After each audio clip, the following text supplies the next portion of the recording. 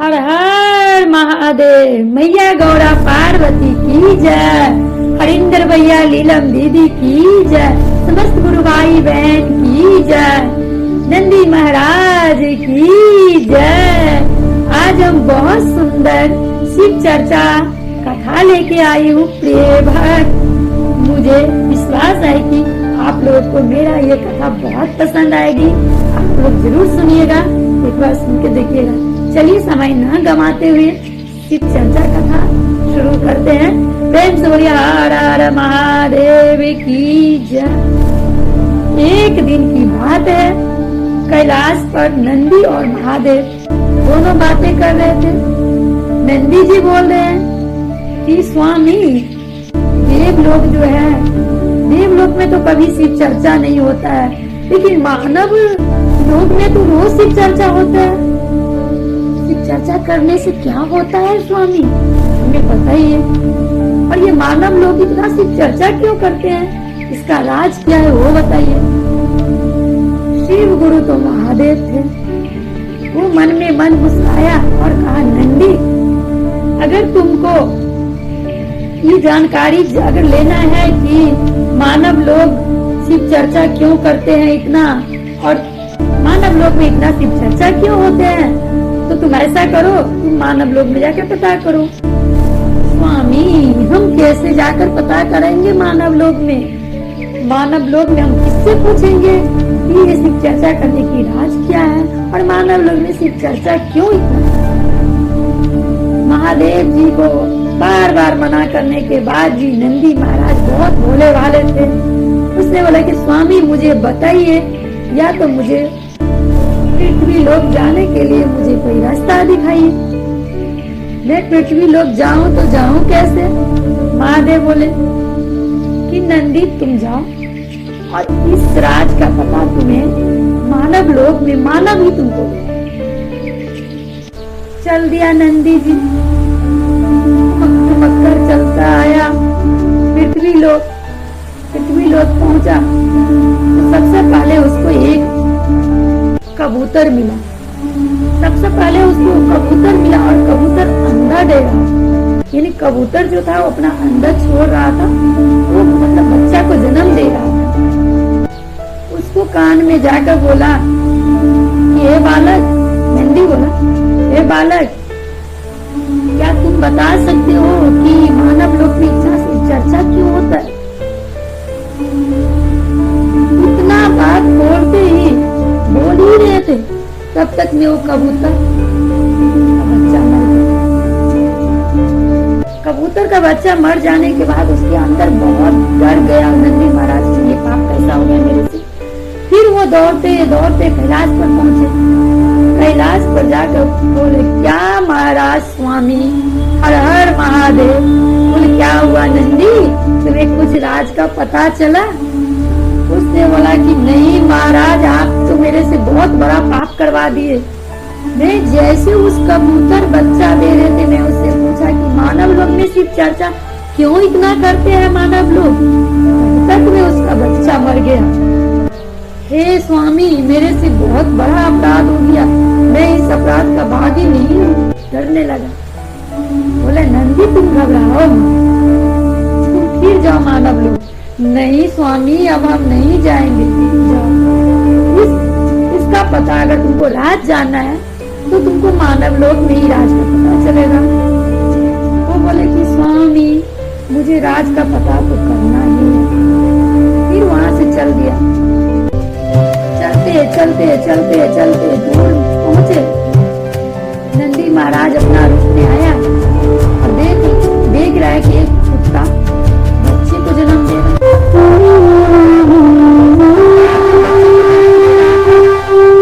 तो उससे जाके पूछा कि ये बालक सुन रहे हो हमारे बात? तो बोले, हाँ जी बोलिए।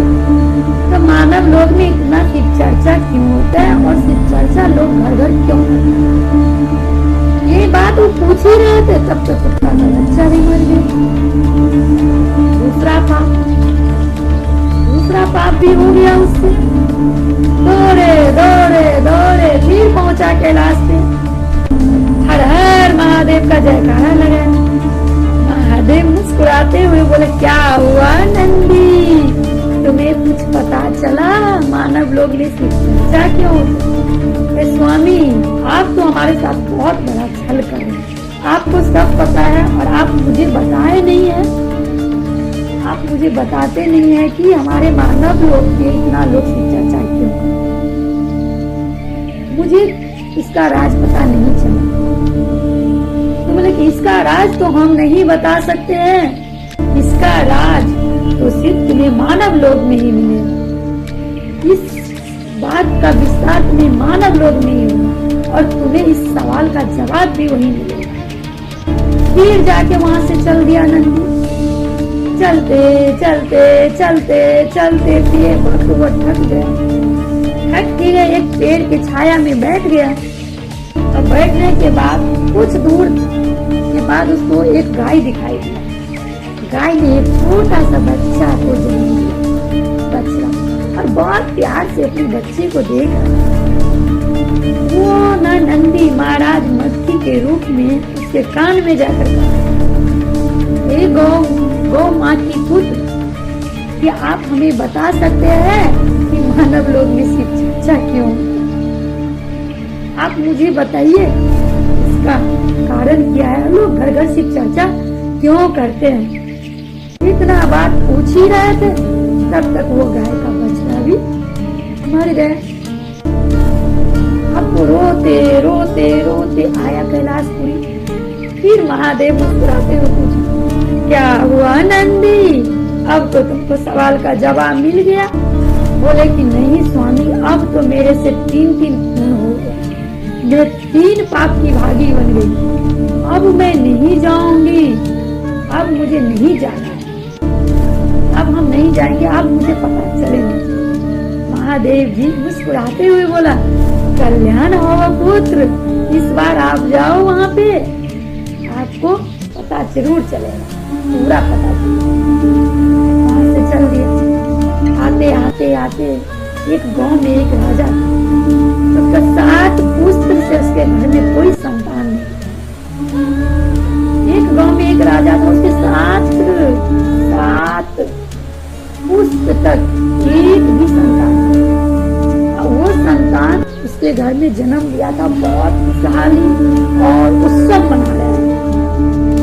उसने भीड़ देखा, नरसी ने जैसे भीड़ देखा कि वो तुरंत साधु का भेष में आ गया।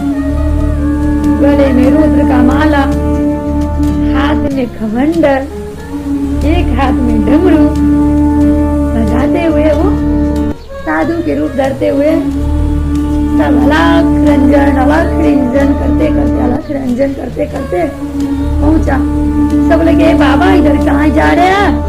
तो बोले कि इधर जाना है हमें, यहाँ क्या चीज का इतना भीड़ है?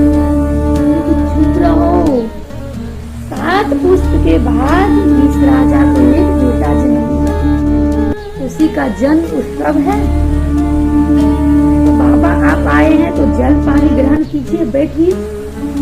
बैठल बैठल बैठल बहुत समय बीत गया। फिर उसने कहने लगा, मुझे उस बालक को दर्शन करवा दो प्लीज, उस बच्चे से हमको एक बार दर्शन करवा। सबके साथ वो बाबा जो थे साधु के रूप, वो हाथ पसार के भिक्षा मांग रहे थे कि मुझे उस बालक दर्शन करा।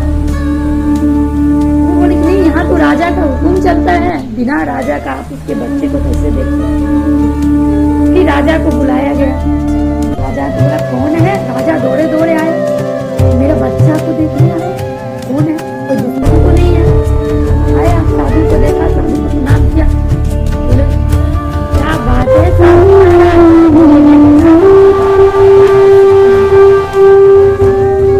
उसने बोला कि जो आपके घर में बच्चा जन्म लिया है उसका दर्शन करवा दो, मुझे उसको देखना है। वो बोले कि नहीं, अभी तो हम अपने बालक को किसी को देखने नहीं देंगे। बोले सोच लो राजा, तुम राजा और तुम्हारे द्वार से एक साधु दुष्ट होके जा रहे हैं, हो सकता है तो इसका भी पाप का भागी तुम हो जाओ। कुछ देर के बाद राजा सोचने लगा, नहीं देखने दो तो पाप का भाग, अगर दिखाऊं तो मेरा लल्ला तो कुछ हो जाए। न मानते हुए भी उसका मन में सवाल आया, बोले ठीक है देख लो। वहां तक ले गया, बोले यहीं से देखो, आगे मत बढ़ियो। वो बोला कि नहीं, मुझे झूला तक ले। बोले कि हे राजन, बुरा न मानो तो मुझे इस बालक को कान में कुछ कहना है।